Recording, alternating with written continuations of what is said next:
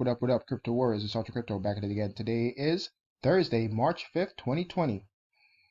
Every dollar in cryptocurrency is another dollar in the value that JP Morgan cannot monetize. Aaron Lasher, he's the co-founder of the BRD wallet, or the Bread cryptocurrency wallet. Let's get into it. Elon Musk and CZ, Champagne Zhao, back Twitter CEO and Bitcoin proponent Jack Dorsey amidst talk of his ouster. Paul Singer, a billionaire hedge fund manager who once described cryptocurrency as one of the most brilliant scams in history, is reportedly eyeing to make major changes at Twitter, including replacing the social media company's chief executive officer, Jack Dorsey, an ardent supporter of Bitcoin. Just like the headline states, CZ and Elon Musk both support Jack Dorsey. They're all builders. They get it. They know that to make something great, you have to think outside the box and do things that is pretty much against what the traditional Wall Street hedge fund manager types think how you should run a business. All right.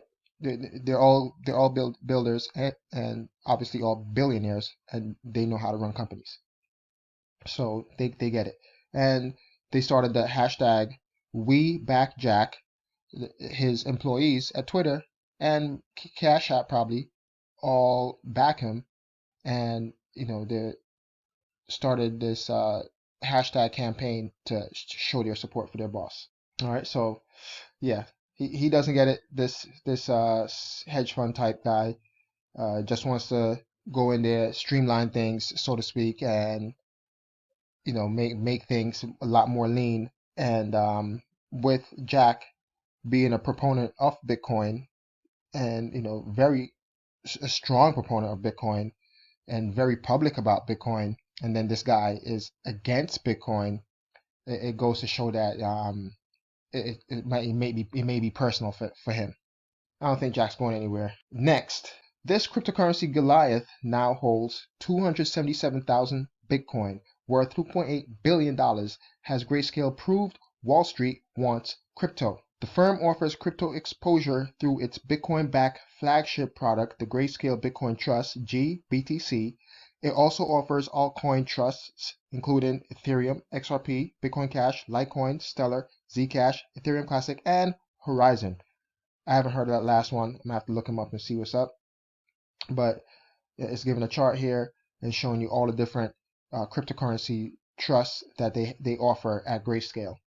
The Grayscale Bitcoin Trust exploded in popularity in 2019 when the firm says the total investment across all of its products that year hit $607.7 million. That figure is higher than all cumulative investments from 2013 to 2018.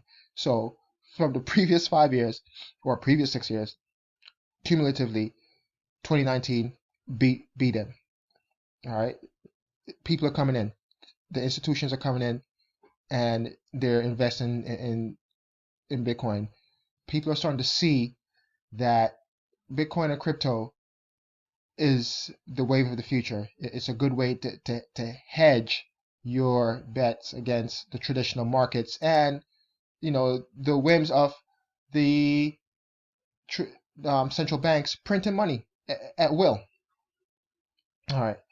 Michael Sonishin said, he's a managing director, said institutional money in the world of crypto has arrived and Bitcoin is already eaten into gold's market share. I think this is a direct quote from him, I think one of the areas that's already underway is taking share of the gold market, or Bitcoin or other digital assets emerging as this digital store of value. Perhaps gold and other things may have been that type of investment that had a place in a portfolio when the world was much more physical. For better or for worse, I would argue for better, the world has gone quite digital. And so it's time to start thinking about what constitutes a digital store of value. And so we start looking at things like Bitcoin. Shanazen believes millennials and younger generations will also play a key role in the adoption of crypto assets. I think the analog that's not being discussed as much, which we find to be exceedingly important, is in the United States. Over the 25 years, we're looking at about $68 trillion that's going to pass down from older generations, baby boomers, down to millennials and younger generations. So we're certainly not going to go out and say that we think $68 trillion is moving into digital currency. What we do think, however, is investors today need to be positioning their portfolios and looking at skating towards where the puck is going, seeing where it's going, being that visionary and seeing that things are being adopted. It's a new paradigm, it's a new world. And if you could foresee where things are going, then you know that crypto and digital assets is the new wave, and it'll eat up pretty much all of the stock market and traditional assets, so to speak. Next, and this is why I said that quote earlier, here it is. The Orwellian new law seeks to ban cash transactions over $10,000. So I'm going to play different parts of this video, and here we go. Legislation before the federal parliament, the currency restrictions on the use of cash bill 2019. Now, I have to confess I knew nothing about this legislation until a bloke lined me up in Melbourne airport, and I thought he was talking double Dutch. I came home and did some homework, and basically and unbelievably, the legislation, not yet through the parliament and hopefully won't make it, will ban the use of cash transactions over $10,000. Break the rules, 2 years in jail. It has amazingly passed the House of Representatives, where Labor voted to support it. God only knows what the coalition were up to. But many members of Parliament have woken up and are now writing to me. The Senate... So here you have it in Australia. They're trying to pass a law to ban the use of cash of 10,000 or more, right? Or up to $10,000. I'm sorry. Ban the use of cash. And if you get caught using cash, then you're going to go to jail for up to 2 years. How crazy is that? I mean, this is super bullish for Bitcoin, all right? Because if they ban cash, it's just going to force people to go towards Bitcoin, because they're going to not want to mess with the banks. But listen to this some more. Let me go to this part right here. Individuals' legal right to spend cash how they wish. Or put another way, we should not be making the use of cash a criminal offence. However, the federal government says this is intended to fight the black economy by stamping out tax evasion. That is rubbish. Of course, if the tax system wasn't so ridiculously punitive, you wouldn't have to worry about tax evasion. But I made the point last night, forget the low-hanging fruit. Go after the big multinationals who do secret deals with the tax office in order to minimise the tax they pay. Behind closed doors, I might add. And again, this is why Bitcoin exists. Because there is no true transparency when it comes to the government and big corporations and central banks and the way how they spend money and how they avoid taxes. Okay, they're able to make the rules, make these laws, but they're not following those same laws themselves. We have JP Morgan getting caught with a ship with over $1 billion worth of cocaine last summer. Only made the news for one night of the news cycle, and then the next day that news disappeared. We have HSBC, Wells Fargo paying fines because they're doing money laundering for drug cartels.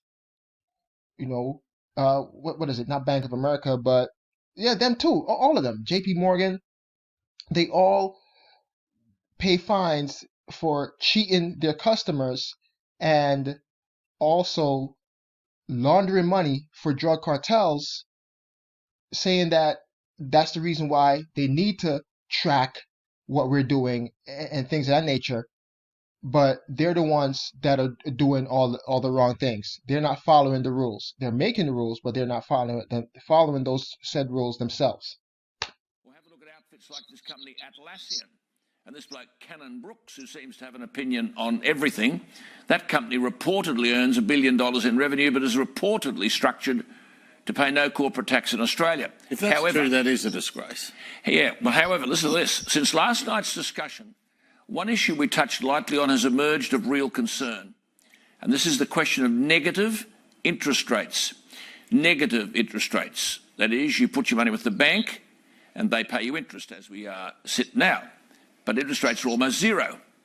If they were below zero, you would pay the bank for handling your money. But punishing people who pay in cash by threatening them with jail terms forces them into the clutches of the banks. Do you get the drift? The banks have just been hammered at a royal commission. Is this government now giving back a few trillion? Yes, trillion. So there you have it. They're making these rules where you're going to be forced to avoid spending cash. You're going to be forced to leave your money in the banks and pay the banks to hold your money with these quote-unquote negative interest rates. Listen some more. Now, there are 5 central banks already with interest rates below zero. Japan minus 0.10%, Sweden minus 0.30%, the European Central Bank minus 0.40%, Denmark minus 0.70%, Switzerland minus 0.80%. Now, the way we're going, the Reserve Bank might end up having interest rates below zero. So where does the 10 grand cash limit fit into this? Because of dreadful returns, bank deposits have been falling. Customers would rather hoard their money than stick it in the bank. But according to the most current... So if you're not getting a good rate of return on your money, why would you keep it in the bank? You could get through DeFi platforms right now 10% on basically any dollar-backed stablecoin. So you could get, up to 10% from, like Celsius Network with saving USDT, not USDT, but like BUSD, what's the other one? GUSD, packs, like everything but Tether. all the dollar-backed stable coins. So why would I want to keep my money in a traditional bank when they're giving me zero for interest rate? And in some countries, it's a negative interest rate. So you're paying them to hold your money. So why would I keep my money in the bank?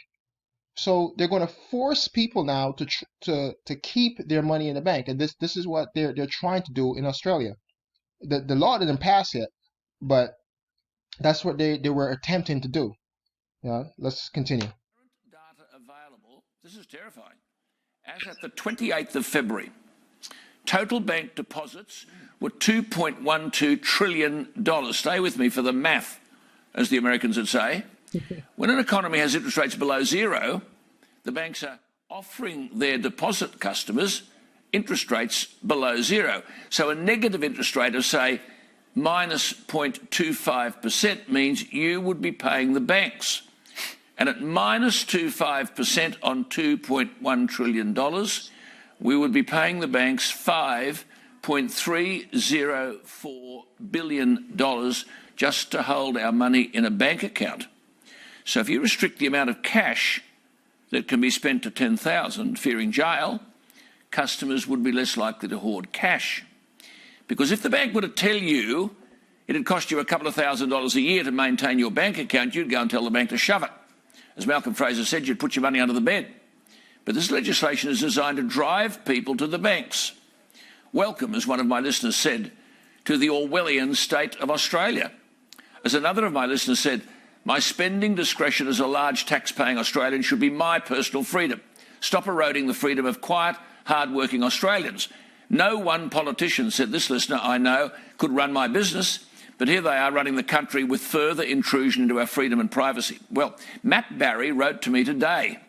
He's the chief executive of freelancer.com, and he has alerted me to the International Monetary Fund and a recent report called Cashing In: How to Make Negative Interest Rates Work. I asked him to join us tonight. He's right here beside us. Matt. I suggest that you go Google that, that IMF report, how to make negative interest rate work, because they already have implemented that in other countries, and now they're trying to implement that in Australia, and you best believe that they will try to do the same thing here in the United States for all my US listeners. So we just saw them cut interest rates. The Fed just cut interest rates by 0.5 percentage point yesterday.